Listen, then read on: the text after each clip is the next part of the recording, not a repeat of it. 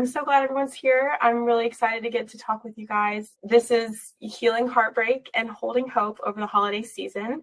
And I'm just going to go ahead and start. If anyone else wants to join, it should be open so people continue to join in.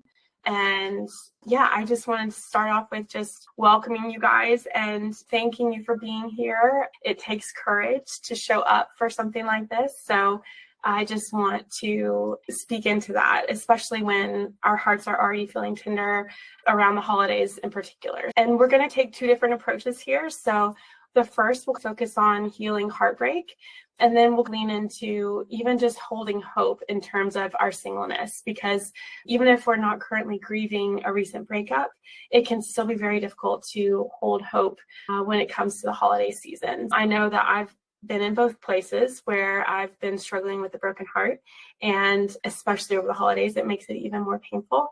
And also just been really discouraged and beginning to lose hope around my singleness journey. And the holidays just can make both of these more challenging. So again, I'm so glad that y'all are here today. I'm going to just start with a little grounding exercise. So you can keep your cameras turned off and your microphones off, but I just want to start with putting a hand over your heart and just taking a deep breath in through your nose and then exhale through your mouth. And then let your shoulders drop and just appreciate that you're here, you made it.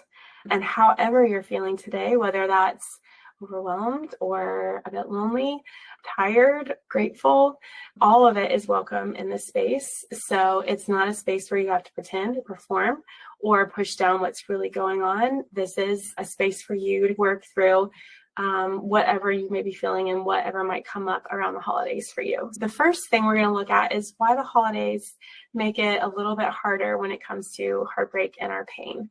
And the first thing is that this season often just brings up reminders of what we're longing for. It also can add some extra pressure in terms of wanting to look okay or have everything together and tied up in a pretty little bow. And then oftentimes we get a lot more questions about our dating life or a recent breakup when it comes to being with our families. That also can be very triggering. And then I think there's also just more loneliness when we're single and maybe the only single person in a room. So if you've experienced heartbreak recently, or if you're just simply longing for the relationship that you're praying for, the holidays really can tend to magnify all of that. So the next step is to just lean in and try and understand this grief. So research actually shows that the heartbreak activates the same regions in the brain as a physical pain.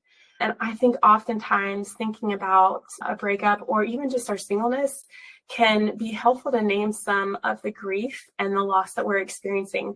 It's a bit ambiguous. There's a term called ambiguous loss where there's maybe someone who is still here, but the relationship that you have with them is no longer here.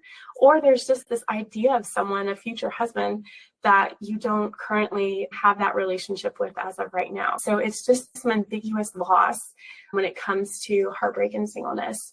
And so being able to validate these emotions and acknowledge the grief instead of trying to suppress it is one of the first steps when it comes to our healing process. And oftentimes I think that we feel like those emotions, those big emotions, can be a sign of weakness, but really it's a sign that we're wired for connection. It's our nervous system feeling that there's a gap in what we're longing for, what we need in terms of connection and love, and the absence that we're feeling in that way. And so this is part of why the process of detaching from someone or trying to get over a breakup can be so painful. The dopamine, oxytocin, withdrawal symptoms, they really can mimic an addiction. We just crave our ex. There's this part of us that attached and had that connection, that belonging, that intimacy, and now without it, it's like our body's craving it. And so it's almost helpful to just normalize that in some ways and identify that there are going to be things that trigger that and that increase that feeling of wanting another fix almost in terms of when it comes to wanting a partner, craving that intimacy or feeling alone. It's almost our body responds to it, our nervous system responds to it almost as if we're trying to recover from an addiction. So sometimes just trying to normalize that can be helpful, because it oftentimes can feel like our emotions are a weakness, but really it's just a signal to something deeper when it comes to our needs, whether that's a need for comfort, a need for closeness, a need for reassurance. So one of the things I wanted to start off with was just to see where you guys are and what emotions might be coming up for you around the holidays. So as you sit here, as we're talking about some of this, what feels heavy for you this holiday season? If you can name it or put some words to it, drop it in the chat, just so I can get like a feel for where we're at and what we're experiencing and how we're feeling as we're going into this today. So if y'all wouldn't mind just dropping a word or two about some of these emotions that might be coming up around the holidays.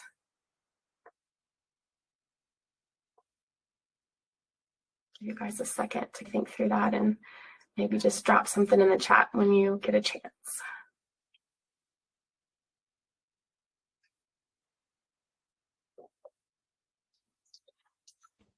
Yes, sorrow, finding yourself trying to ignore any negative emotions by just working more. I know I had that tendency.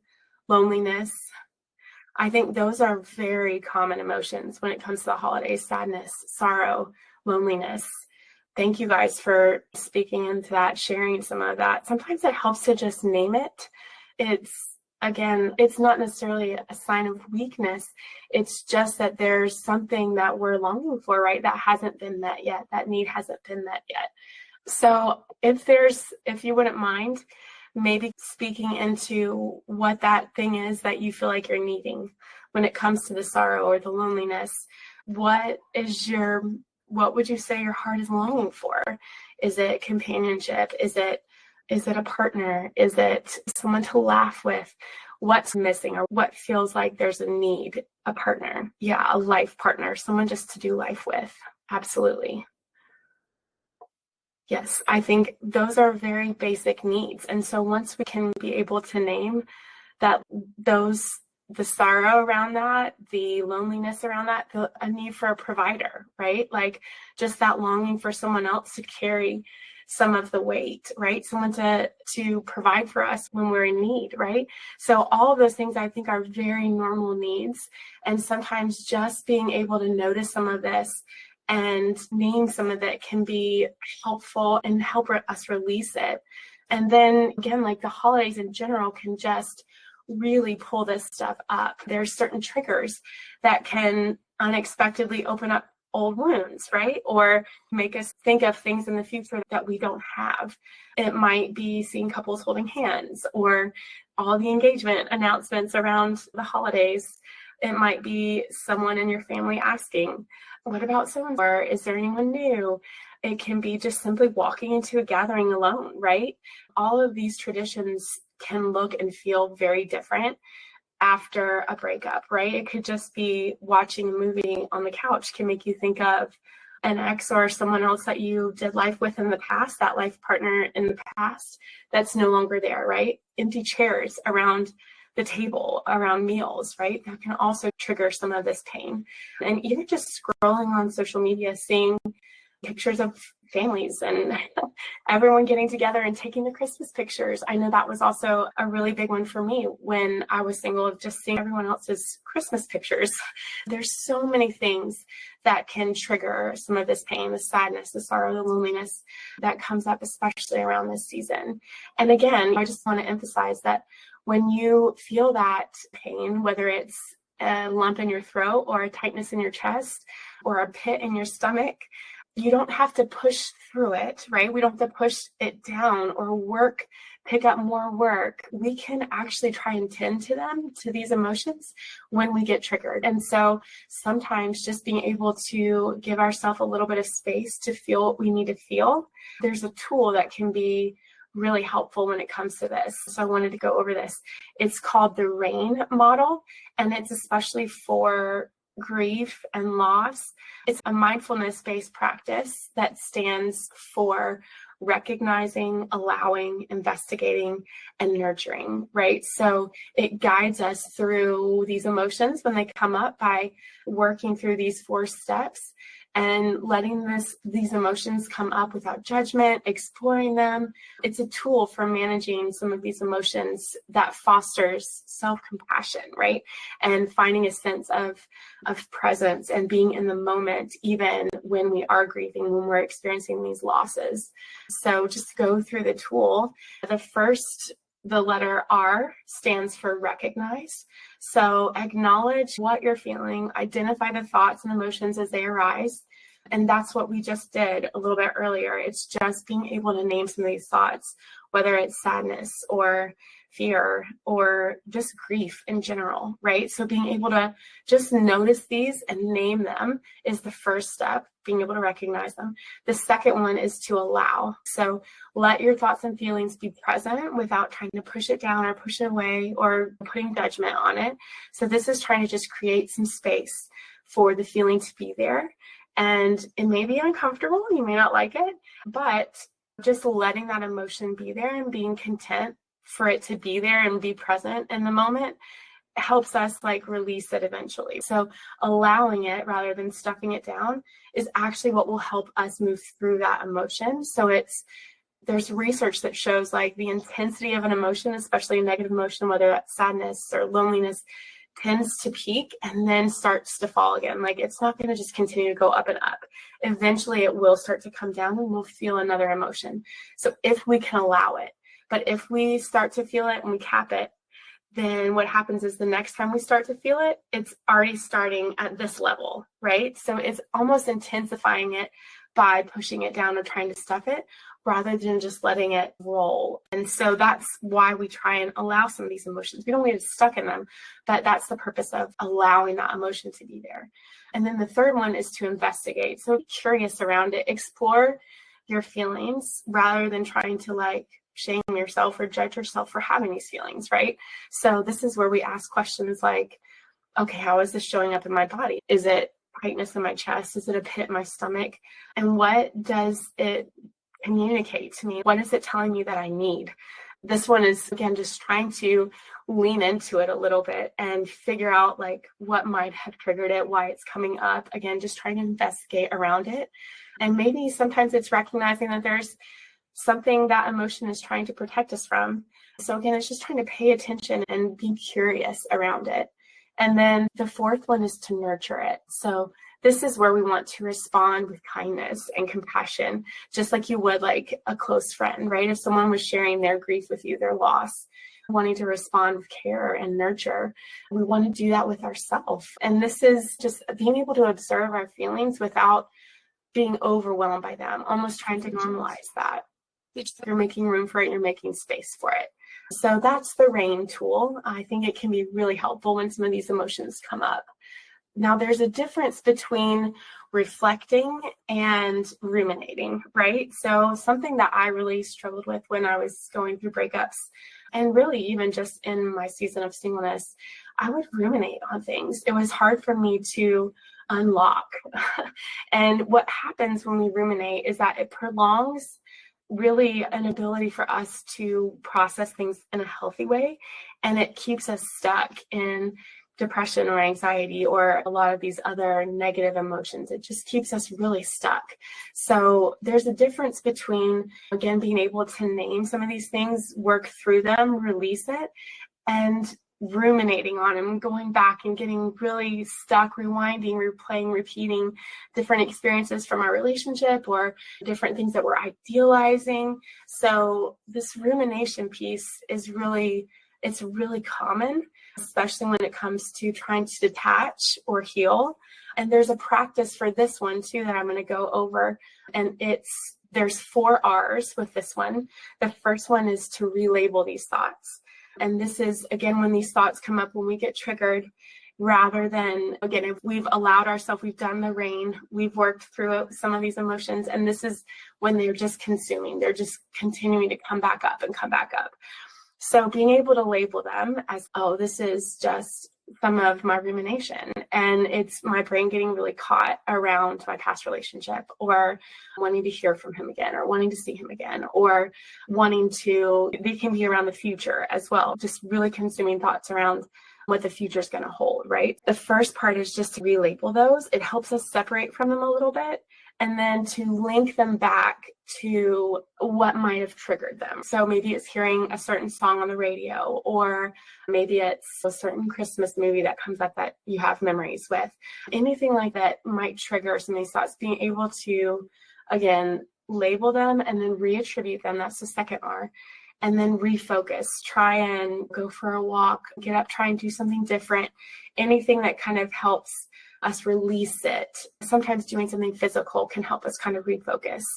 And then the fourth one is just to revalue the thoughts, trying to remind ourselves, picking these thoughts back up is just really not helpful for me right now. I'm trying to detach, right? I'm trying to move on, I'm trying to let go. So that's another tool that we can use when it comes to getting stuck in some of these thoughts, the rumination. Again, going back into detaching and trying to release what is unhelpful for us and these unhelpful thoughts. When we experience a loss, and again, singleness in general can be an ambiguous loss, right? It can be the loss of the idea of someone that we thought by 35, 40 we would have our person, and that's not where we are, right? So there's a loss even in that, even if we're not necessarily grieving or heartbroken over a certain person. Sometimes that singleness just is the loss in and of itself, right? And it can feel like we've lost a piece of ourselves or a piece of what we thought our life would look like. And that is why I think in some ways it's so hard to release. It just feels like we're losing a part of ourselves if we let it go. So sometimes it's helpful to really focus on what we're rebuilding, right? So rather than to focus on the loss, to think about what we're going to be rebuilding. When it comes to that, sometimes just being really aware of our passions, our values, our strengths outside of previous relationships or even outside of a relationship in general, just to be able to focus on what we're rebuilding. Maybe it's the gratitude practice of finding maybe some micro moments of joy, something that brings us a little bit of enjoyment or something that we're grateful for, just trying to really lean in and focus on that rather than what we've lost. So as I'm talking about that now, does anybody have anything that comes to mind when it comes to, rather than trying to focus on the loss, focus on something they're grateful for or micro moments of joy? Does anybody have anything that they want to drop in the chat that helps when it comes to think about rebuilding in terms of their singleness, their future, that sort of thing? Sometimes it's just a moment of sipping your coffee and just being grateful for the Christmas tree lights, right?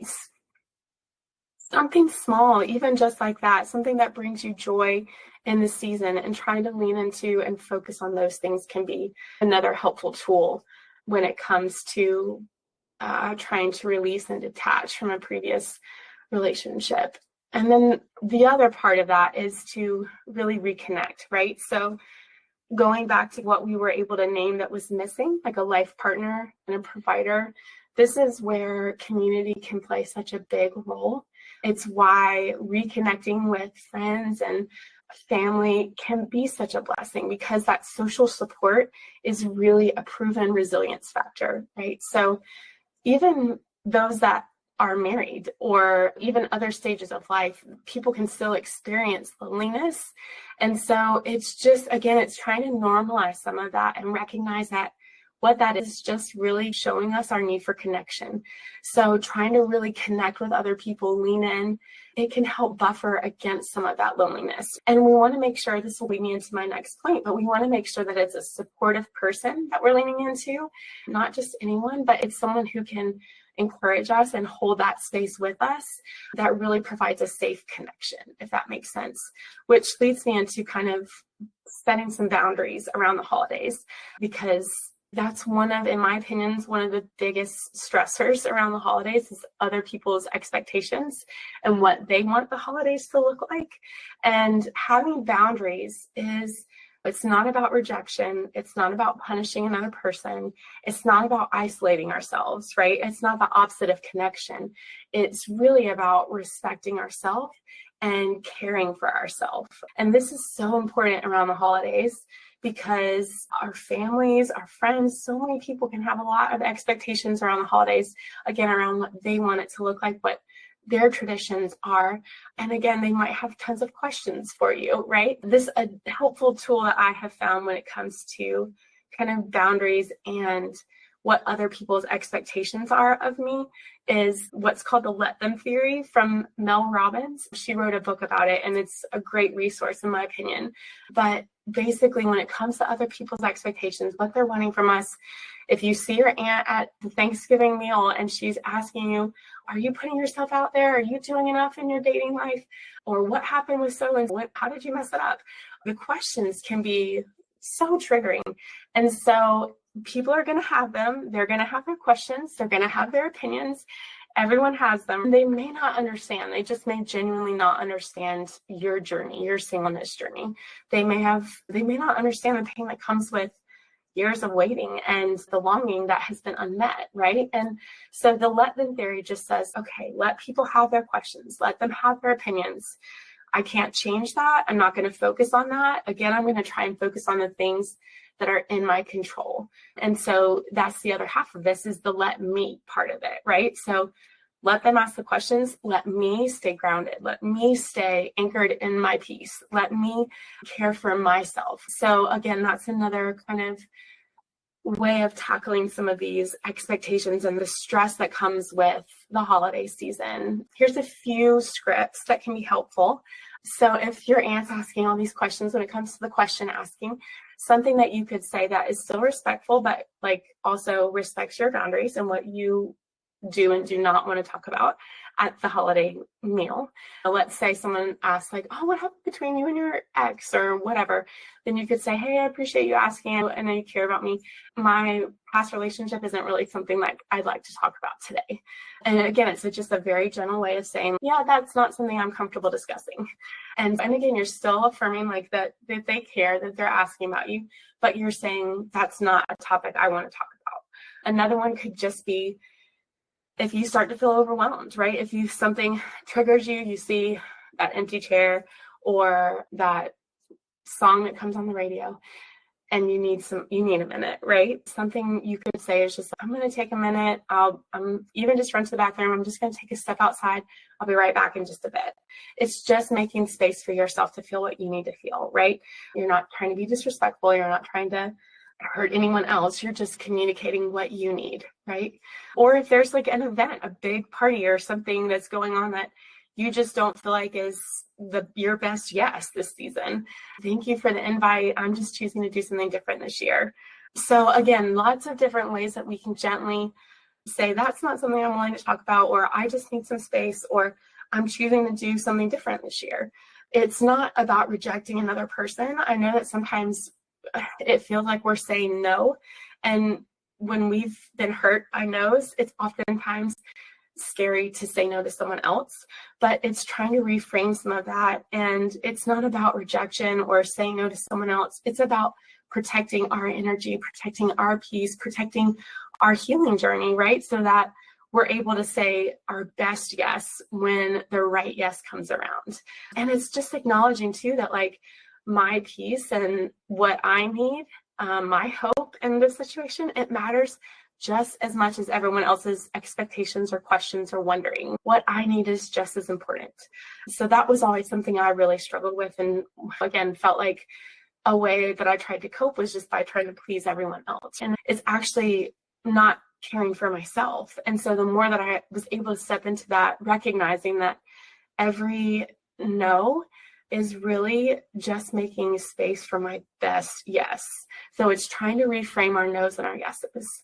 And so that brings me to just holding on to hope, right? And so I want to talk about what hope is not. It's not just putting on a smile and being grateful and being kind. It's the kind that I'm talking about is not just about forced positivity, right? So it's not just trying to show up at these events like with this smile on our face. Hope, in my opinion, is really about shifting and writing a new definition. It's not about pretending everything's okay or trying to rush our healing or ignoring the pain, the heartache. Really what hope is, it's about letting ourselves believe that our story isn't finished yet. So it's writing a new frame on this, that we're not forgotten, that love is still possible for us, that there's light at the end of the tunnel, right? That to me is what hope is all about. It doesn't mean that we ignore the pain. It means that actually both can be true. I can still be grieving and I can have hope that this is not the end, right? That this story is not over. It can be very hard to hold on to this when we've experienced years of heartache or unmet longings. Our nervous system almost begins to expect disappointment, right? And so it just can be very difficult to hold on to hope. I know that was true for me. It felt like this may never happen for me. I had been through so many different heartbreaks, disappointments. I was so discouraged. And so it just began to hinder my hope, and it hindered my belief that something good was coming.